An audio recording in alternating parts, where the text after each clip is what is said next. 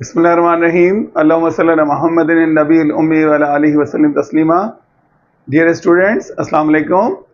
जी, तो अब हम वन बाय वन तमाम स्केल्स को डिस्कस करेंगे। नंबर वन हम ले रहे हैं सेंटीग्रेड स्केल या सेल्सियस स्केल।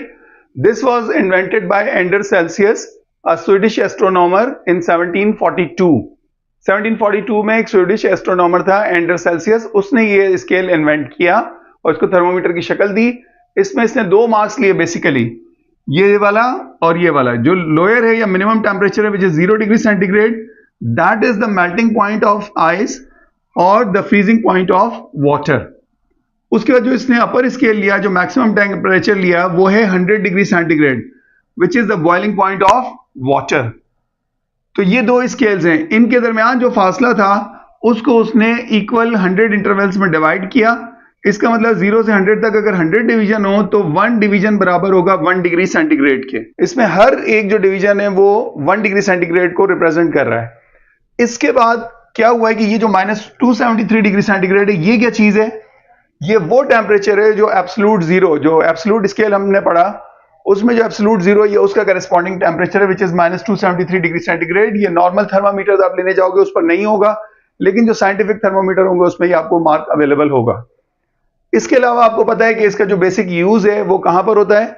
इसका यूज सबसे ज्यादा हम किस में करते हैं? एनवायरनमेंट के टेम्परेचर के लिए, और बॉडी टेम्परेचर के लिए भी कभी कभार इस्तेमाल कर लेते हैं। अब अगले जी, तो अब हम पढ़ने लगे Fahrenheit scale.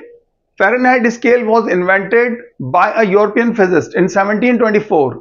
This means that कि ये पहले इन्वेंट हुआ है और सेल्सियस जो है वो बाद में इन्वेंट हुआ है।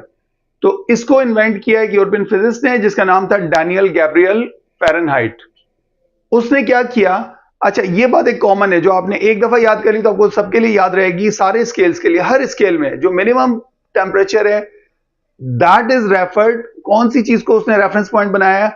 हर एक ने रेफरेंस पॉइंट बनाया है मेल्टिंग पॉइंट ऑफ आइस या फ्रीजिंग पॉइंट ऑफ वाटर भी जिसे कहते हैं, दोनों एक ही स्टेप पर होते हैं। उसको उन्होंने रखा है मिनिमम टेम्परेचर, और जो मैक्सिमम टेम्परेचर, जो मैक्सिमम पॉइंट रखा है वो रखा है बॉइलिंग पॉइंट ऑफ वाटर। तो यहां पर जो इसने मार्क किया फ्रीजिंग पॉइंट ऑफ वाटर को, वो किया 32 डिग्री से, यानी 32 डिग्री फ़ारेनहाइट, और जो बॉइलिंग पॉइंट ऑफ वाटर था उसको इसने मार्क किया 212 डिग्री फ़ारेनहाइट से। उसके बाद क्या हुआ कि इनके दरमियान जो स्पेस था उसको उसने इक्वल इंटरवल्स में डिवाइड किया, और क्योंकि इनका डिफरेंस जो है वो 180 है, इसलिए उसने इक्वल इंटरवल्स लगाए 180। दिस मींस व्हाट कि एक इंटरवल किसको करेस्पॉन्ड कर रहा है? 1 डिग्री फ़ारेनहाइट। तो हर इंटरवल 1 डिग्री फ़ारेनहाइट को रिप्रेजेंट कर रहा है फ़ारेनहाइट स्केल पर।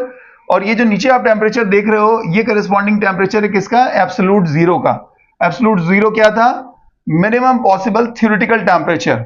उस एब्सोल्यूट जीरो को करेस्पॉन्ड कर रहा है -459 डिग्री फ़ारेनहाइट। तो जो आप थर्मामीटर खरीदते हो बाजार से, जो आपके घरों में होता है अमूमन, जो बुखार वगैरह चेक करने के लिए हम इस्तेमाल करते हैं, उस पे जो मार्क होते हैं वो 32 से लेके 212 तक होते हैं। ठीक है, इससे ज्यादा मार्क्स या इससे कम मार्क्स नहीं होते। लेकिन अगर आप इसको एक्सपेरिमेंटल पर्पस के लिए साइंटिफिक लेंगे तो फिर वहां आपको और फर्दर मार्क्स भी दिखाई देंगे। तो ये सबसे ज्यादा इसका यूज होता है मेडिकल पर्पसेस के लिए। अब हम पढ़ने लगे हैं केल्विन स्केल। केल्विन स्केल को पहले एब्सोल्यूट स्केल कहा जाता था। 1954 में इसको एसआई सिस्टम यानी सिस्टम इंटरनेशनल में एज अ बेस यूनिट शामिल कर लिया गया। और ये किस चीज का यूनिट है? ये है थर्मोडायनामिकल टेम्परेचर का यूनिट। इसको जो डेवलप किया वो किसने किया? वो ब्रिटिश साइंटिस्ट था लॉर्ड केल्विन। उसने 19th सेंचुरी में इसको डेवलप किया, और आप समझ सकते हो कि उसके बाद फिर ये 1954 में आके यानी अगली 20th सेंचुरी के अंदर जो है वो ऐसा सिस्टम का हिस्सा बन गया।